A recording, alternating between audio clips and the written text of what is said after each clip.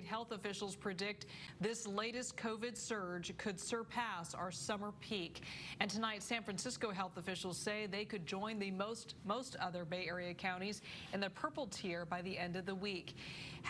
Here's how we are actually doing compared to Southern California, where the situation is not good. Santa Clara County's test positivity rate is currently at 3%, while LA County a stark 6.4%.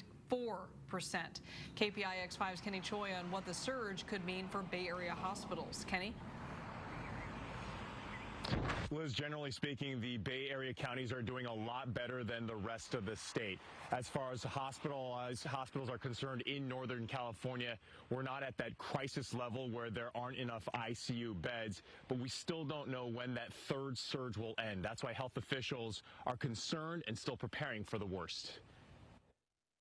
Hospitalizations have spiked across California by more.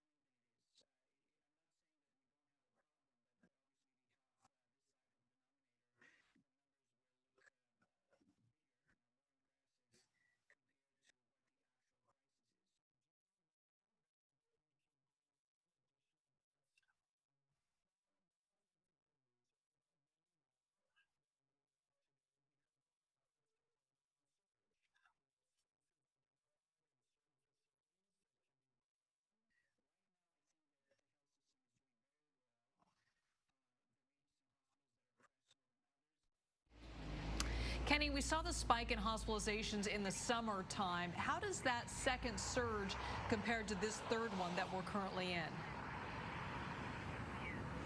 So when we look at the data, you could see towards the end of July, there were more than 2,200 COVID patients in the ICU across California. Compare that to now, it's a little bit more than 1,500.